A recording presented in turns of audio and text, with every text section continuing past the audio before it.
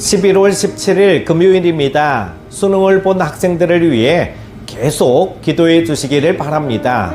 또한 그들의 앞길이 시온의 대로이기를 기도합니다. 함께 묵상할 말씀은요, 잠언 18장 1절에서 24절입니다. 무리에게서 스스로 갈라지는 자는 자기 소욕을 따르는 자라 온갖 참 지혜를 배척하느니라. 미련한 자는 명철을 기뻐하지 아니하고 자기의 의사를 드러내기만 기뻐하느니라. 악한 자가 이를 때에는 멸시도 따라오고 부끄러운 것이 이를 때에는 능욕도 함께 오느니라. 명철한 사람의 입의 말은 깊은 물과 같고 지혜의 샘은 솟구쳐 흐르는 내와 같으니라.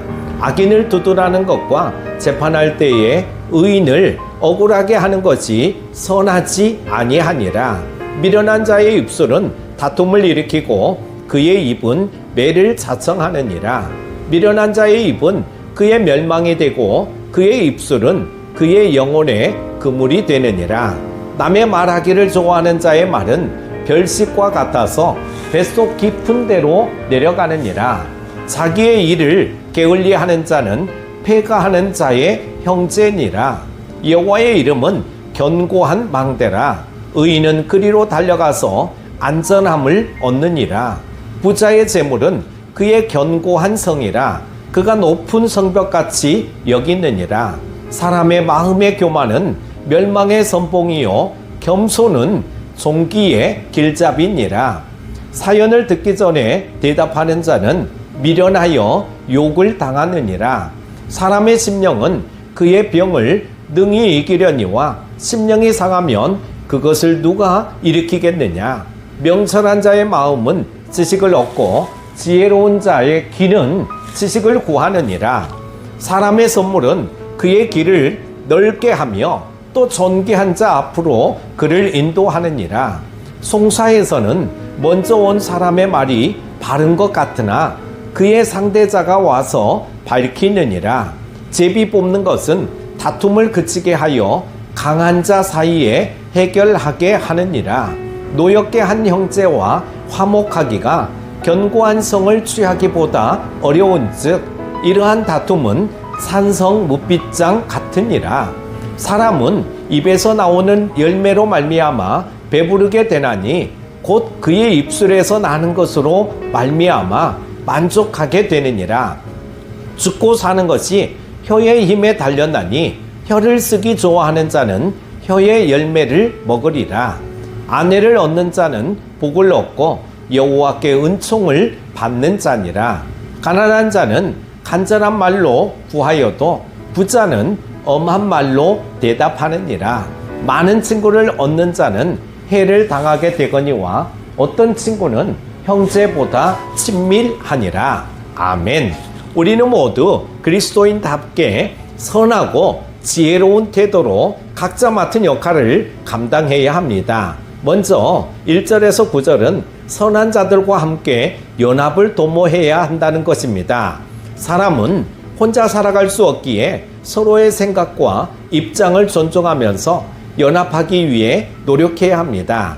그러나 어리석은 자들은 이기적 욕구 때문에 자신만을 드러내려 하고 연합을 위해 애쓰는 자를 배척합니다. 어떤 모임이든 악하거나 어리석은 일부 사람들 때문에 모임 전체가 어려움을 겪는 경우가 있습니다. 그런 경우에는 누가 지혜롭고 의로운지를 잘 분별해야 합니다. 잠언은 말이 깊은 물과 같고 지혜가 샘처럼 나오는 듯한 사람이 명철한 사람이라고 알려주며 악인의 편에 서지 말고 의인의 편에 서라고 가르칩니다. 반면 악한 자들은 자기 일은 열심히 하지 않으면서 남의 험담에는 능합니다. 결국 그들은 행실과 자기가 떠버린 말 때문에 망합니다. 직장생활 가운데 신앙을 지키기 어려워하는 성도들이 많은데 잠언이 가르치는 이런 지혜를 염두에 두고 주어진 일을 감당한다면 주님이 반드시 가장 좋은 것으로 채워주실 것입니다. 두 번째는 교만을 버리고 경청하라는 말씀입니다. 성경은 일관되게 하나님을 의지하지 않고 자기 능력을 의지하는 교만을 경계합니다. 잠언은 의인은 여호와의 이름을 의지하지만 부자들은 자기 재물을 의지한다고 지적합니다. 물론 겸손하게 자기 재물을 선하게 사용하는 의로운 부자는 존귀함을 얻을 것입니다. 그러나 만약 그가 교만한 태도를 버리지 못한다면 결국 멸망의 길로 접어들 수밖에 없습니다. 교만하지 않기 위해 첫째로 실천할 것은 바로 다른 사람의 말을 경청하는 것입니다. 특히 두 사람의 다툼을 중재하는 위치에서는 양쪽 말을 다 들어보고 판단하는 지혜가 필요합니다.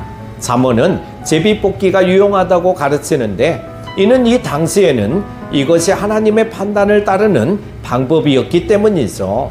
즉 지혜로운 사람은 자기 판단을 내세우지 않고 하나님께 맡깁니다. 이것이 교만과 대척점에 있는 겸손의 모습입니다. 세 번째는 타인의 마음을 배려하라는 것입니다. 우리는 여러 중요한 과업을 감당하며 살아갑니다. 그런데 어떤 목표를 이루기보다 그 일로 인해 다른 사람들의 마음을 상하지 않게 하는 것이 더 중요할 때가 많습니다. 따라서 우리는 다른 사람의 심령이 상하지 않게 배려하고 형제들을 노엽지 않게 하며 화목을 추구해야 합니다. 특히 말 때문에 다른 사람의 감정을 상하게 하는 경우가 많기에 늘 언어 생활을 조심해야 합니다. 그리고 인간관계를 맺을 때에는 많은 사람과 사귀기보다는 정말 믿을 수 있는 좋은 동료, 친구를 얻으려 노력해야 합니다. 다른 이들의 마음을 배려하고 가까운 동료들 사이에서는 진정 신뢰할 만한 사람으로 인정받는 것이야말로 그리스도인의 삶입니다. 어떻게 보면 잠언의 가르침은 상식적인 내용처럼 여겨질 수 있습니다. 하지만 흔한 가르침이라고 해서 모든 사람이 다 지키고 있는 것은 아닙니다. 참된 지혜자는 흔하고 당연해 보이는 가르침을 꾸준히 실천하는 사람이므로 우리 모두 그런 지혜를 실천해야 할 것입니다. 오늘 하루도 승리하십시오. 기도합니다.